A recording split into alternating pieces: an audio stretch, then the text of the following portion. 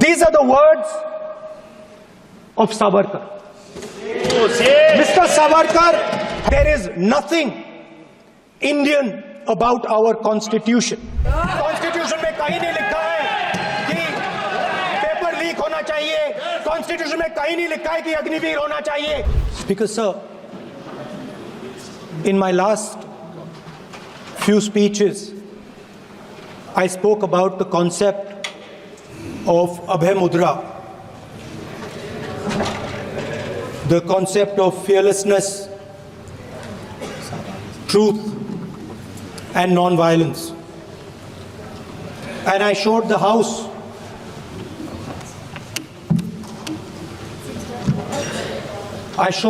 images of our different religions displaying this Abhay Mudra.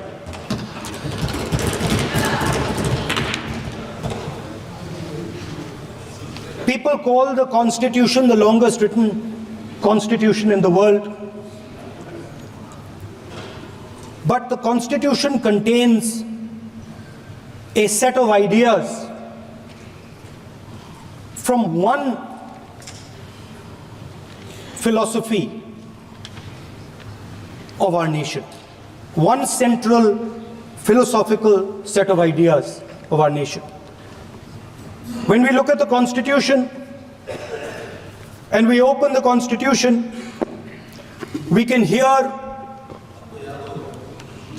the voice and the ideas of Ambedkar, of Mahatma Gandhi, of Jawaharlal Nehru. But where did those ideas come from? Those ideas came from an old, profound tradition in this country. Those ideas came from Shiva, from Guru Nanak, from Basavana, from Buddha, from Mahavir, from Kabir, from a list of people. So when we speak of the Constitution and we show the Constitution, of course it is a document of modern India, but it could never have been written without ancient India and her ideas. So when we look at this Constitution, we remember this list of people, all different variations on the same idea. And in front of us stand the people who follow a very different philosophical tradition.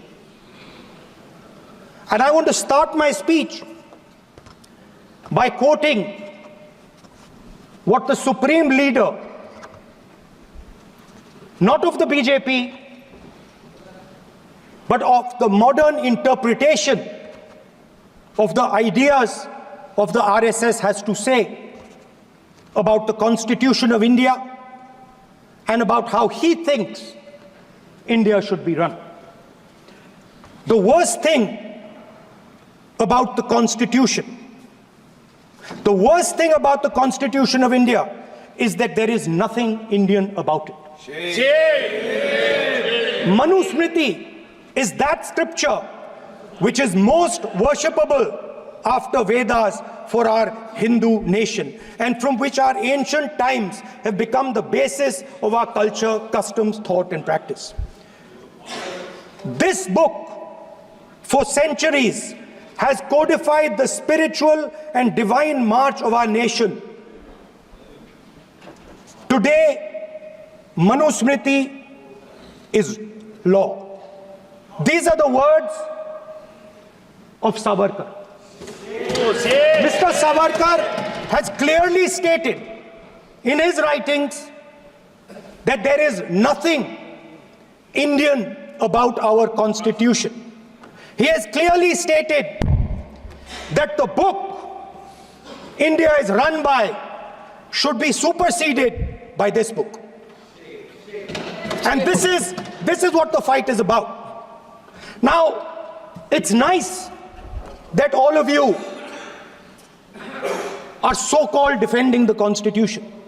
But I want to ask you, Do you stand by your leader's words? Do you support your leader's words? Because when you speak in parliament about protecting the constitution, you are ridiculing Savarkar, you are abusing Savarkar, you are defaming Savarkar. I'd like to quote also in Hindi. Bharat के संविधान के बारे में सबसे बुरी बात तो यह है कि इसमें कुछ भी भारतीय नहीं है। भारत के संविधान के बारे में सबसे बुरी बात तो यह है कि इसमें कुछ भी भारतीय नहीं है। यह आपके नेता ने कहा था, जिसकी आप पूजा करते हैं। Speaker sir, I described in my first speech the idea of a battle taking place. I described the Mahabharata, described Kurukshetra. There is a battle taking place today in India. And on this side are the defenders of the idea of the constitution. And from each state we have one. If you ask us Tamil Nadu, we will tell you Periyar. If you ask us Karnataka, we will say Basavana. If you ask us Maharashtra, we will say Phule ji, Ambedkar ji. If you ask us Gujarat, we will say Mahatma Gandhi. आप speaker को You praise these people. You praise these people hesitatingly because you have to. But the truth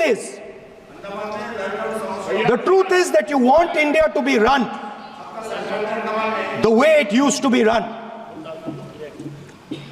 जैसे हिंदुस्तान पहले चलाया जाता था, वैसे ही आप हिंदुस्तान को चलाना चाहते हो। मैं बता रहा हूं, आ रहा हूं।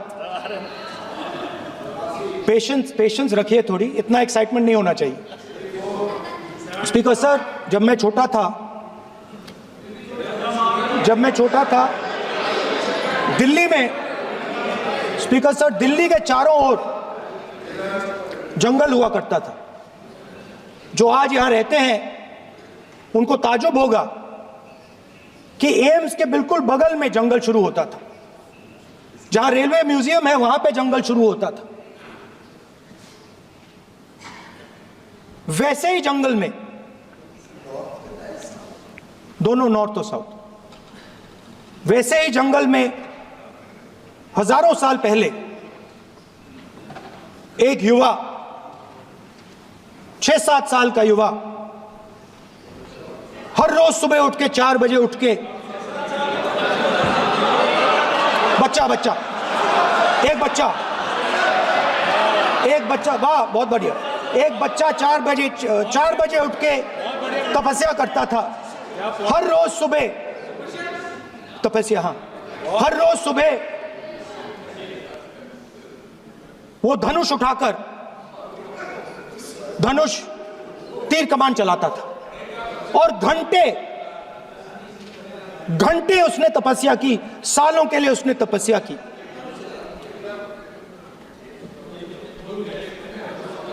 पास लोगों को पता लगने लगा कि लड़का है। यही तो आप नहीं समझ सकते हो, यही तो प्रॉब्लम है। धनुष में तपस्या है, मनरेगा के काम करने में तपस्या है। तपस्या का मतलब शरीर में गर्मी पैदा करना, समझिए। हाँ, तब का ये मतलब है, तपस्या का ये मतलब है। तो ये तपस्या कर रहा था, लोगों को पता लगा और वो गुरु के पास गया। लड़के का नाम एकलव्य था और वो गुरु के पास गया और उसने कहा, गुरु द्रोणाचार्य जी, मैं सालों से धनुष चलाना सीख रहा हूं। मैंने अपनी पूरी शक्ति इसमें डाली है।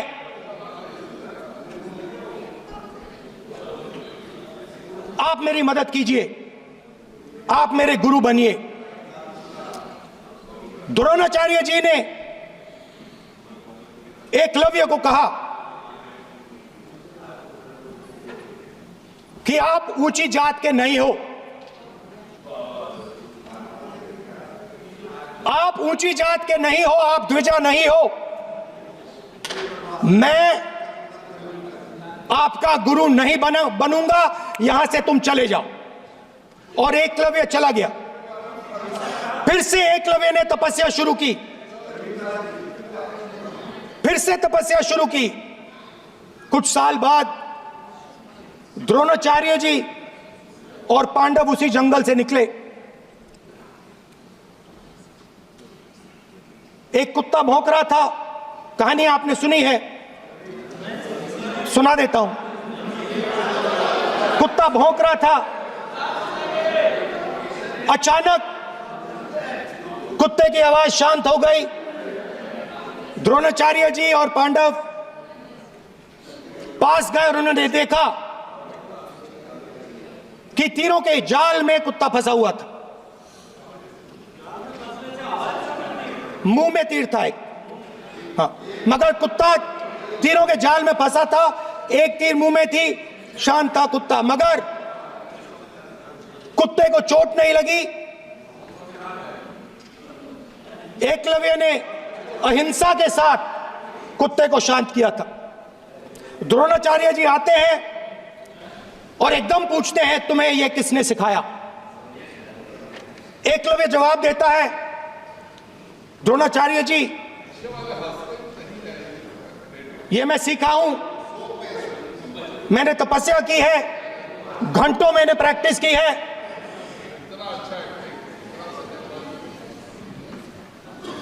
आपने मुझे गुरु बनने से मना किया था, तो मैंने एक मूर्ति, मट्टी की मूर्ति सामने रखी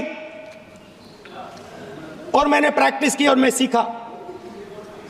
द्रोणाचार्य जी खुश नहीं हुए। द्रोणाचार्य जी ने एकदम कहा, तुम्हें मुझे गुरु दक्षिणा देनी है। नहीं नहीं, ये आपकी स्टोरी है, ये आपकी स्टोरी है। मेरी स्टोरी है कि द्रोणाचार्य ने पूछा।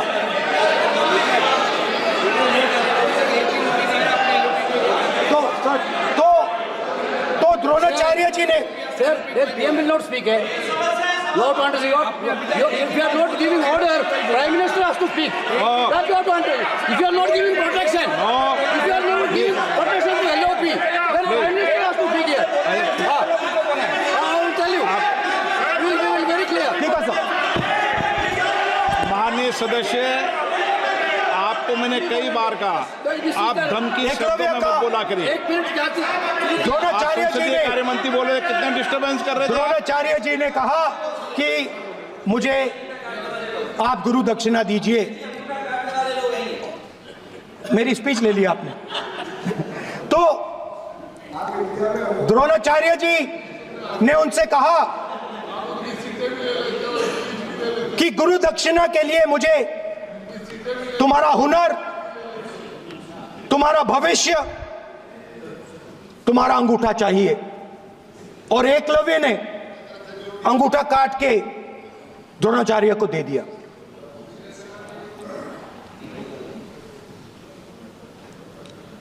यह अभय मुद्रा है। इसमें कॉन्फिडेंस, स्ट्रेंथ, निडरता कहां से आती है? हुनर से आती है, इस अंगूठे से आती है। ये लोग इसके खिलाफ हैं। जैसे द्रोणाचार्य जी ने एकलव्य का अंगूठा काटा, वैसे ही आप पूरे देश का अंगूठा काटने में लगे हुए हो। आप जैसे ही एकलव्य का, जैसे द्रोणाचार्य जी ने एकलव्य का अंगूठा काटा, वैसे ही आप हिंदुस्तान के युवाओं का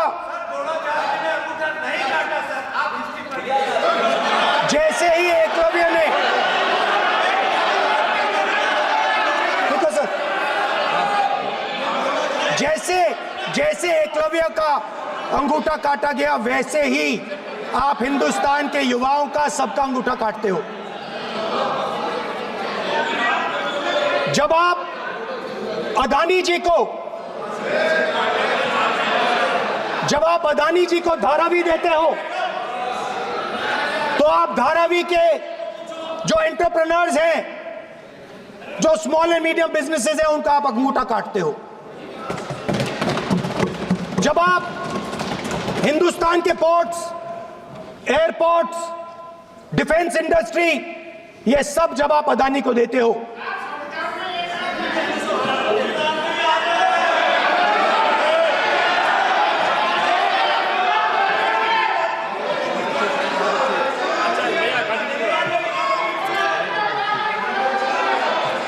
हिंदुस्तान के सारे जो फेयर प्ले बिजनेसेस हैं, जो ईमानदारी से काम करते हैं, आप उन सब का अंगूठा काटते हो जब आप अदानी की मदद करते हो। कॉन्स्टिट्यूशन में लैटरल एंट्री कर आप हिंदुस्तान के युवाओं का, पिछड़ों का, गरीबों का अंगूठा काटते हो।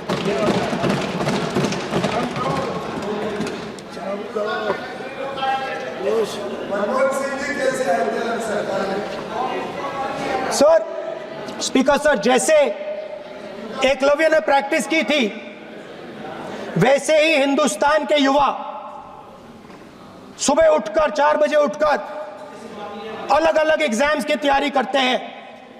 आपने देखा होगा, पहले हजारों युवा सुबह उठकर रनिंग करते थे, वेट ट्रेनिंग करते थे आर्मी में जाने के लिए। जब आपने अग्निवीर लागू किया तो आपने उन युवाओं की उंगली काटी। जब आप पेपर लीक कराते हो, 70 बार आपने पेपर लीक करवाया है, तब आप हिंदुस्तान के युवाओं के अंगूठा काटते हो।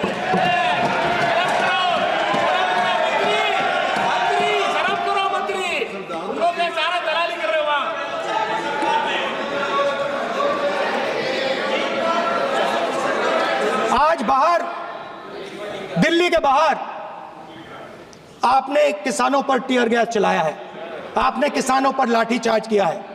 किसान आपसे एमएसपी मांगते हैं, सही दाम मांगते हैं, मगर आप अदानी को फायदा पहुंचाते हो, अंबानी को फायदा पहुंचाते हो और किसान का अंगूठा काटने का काम करते हो।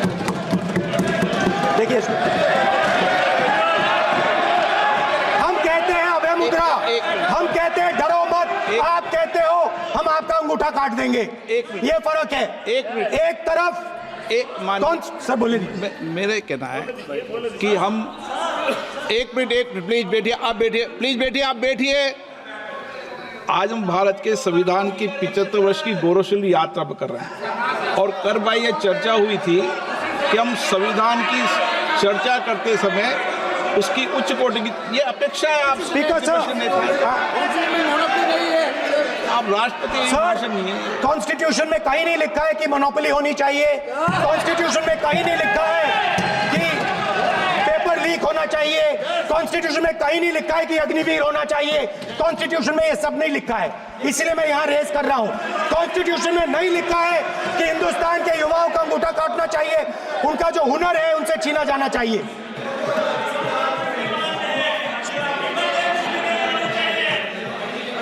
बैठे कर रहे हैं सर, 5 बजे अपनी बैठे करेंगे। अब कुछ नहीं बोलना है उसको।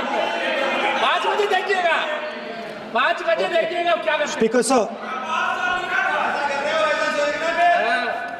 मिलेगा। मैं कुछ दिन पहले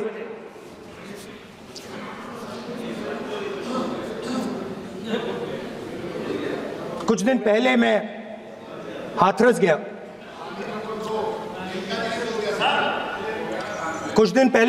गया। हाथरस में 4 साल पहले एक लड़की का बलात्कार होता है। गैंग रेप होता है। 3-4 लोग गैंग रेप करते हैं। मैं 2-3 दिन पहले उस लड़की के परिवार के घर में गया।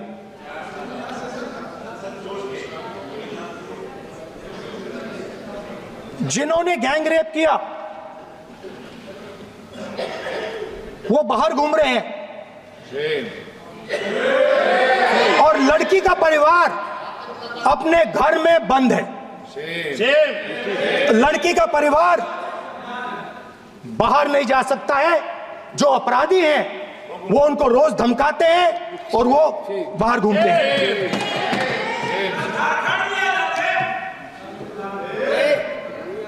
परिवार ने मुझे बताया कि बेटी का जो अंतिम संस्कार था वो भी नहीं करने दिया और चीफ मिनिस्टर ने इसके बारे में खुलकर मीडिया में झूठ बोला है। ये कॉन्स्टिट्यूशन में कहां लिखा है? ये कॉन्स्टिट्यूशन में कहां लिखा है कि जो बलात्कार करते हैं वो बाहर रहे और जिसका रेप हुआ है, जिसके परिवार, उस परिवार को बंद कर दिया जाए? कहां लिखा है कॉन्स्टिट्यूशन में? ये आपकी किताब में लिखा हुआ है, मनुस्मृति में लिखा है, मगर कॉन्स्टिट्यूशन में नहीं लिखा। और अगर आप कहते हो कि यूपी में आपका राज है और वहां पे कॉन्स्टिट्यूशन नहीं लागू होता है, वहां पे मनुस्मृति लागू हो रही है।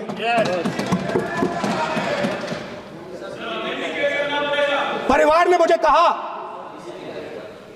ने मुझे कहा कि यूपी की सरकार ने उन्हें वायदा किया था, कहा था कि हम आपका रिलोकेशन करेंगे, आपको कहीं और रहने की जमीन देंगे। आज तक 4 साल हो गए हैं, आज तक उनका रिलोकेशन नहीं किया गया है। और हर रोज उन्होंने मुझे फोटो दिखाई, वो बाहर निकलते हैं और जिन्होंने बलात्कार किया वो धमकाते हैं उनको। तो मैं इस हाउस में कहना चाहता हूं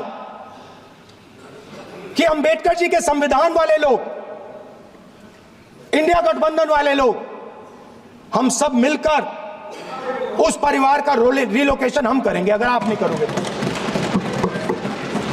और हिंदुस्तान के हर गरीब व्यक्ति को हम ये कहना चाहते हैं, आपकी रक्षा कॉन्स्टिट्यूशन करता है और ये बीजेपी के लोग कॉन्स्टिट्यूशन पर 24 घंटा आक्रमण करते रहते हैं। कॉन्स्टिट्यूशन में लिखा है prohibition of discrimination on grounds of religion, race, caste, sex और place of birth. The state shall not discriminate against any citizen on grounds only of religion, race, caste, sex, place of birth or any of them. Some days back, youngsters from Sambal came to see me. Innocent people, they had done nothing. They were just, वो पास में थे, 5 लोगों को गोली मार के हत्या कर दी। ये कहां लिखा है कॉन्स्टिट्यूशन में? ये कहां लिखा है कॉन्स्टिट्यूशन में? तो लिखा है prohibition of discrimination of grounds of religion. और जहां भी आप जाते हो, एक धर्म को दूसरे धर्म से लड़ाते हो, नफरत फैलाते हो। कहां लिखा है कॉन्स्टिट्यूशन में? कहां लिखा है कॉन्स्टिट्यूशन में कि एक धर्म को दूसरे धर्म से लड़ाना है? कहां लिखा है कॉन्स्टिट्यूशन में कि दलित परिवार को बंद करके अंदर रखना है और उनके अपराधियों को बाहर घूमने देना है? कौन से कॉन्स्टिट्यूशन में लिखा है? मुझे दिखाइए।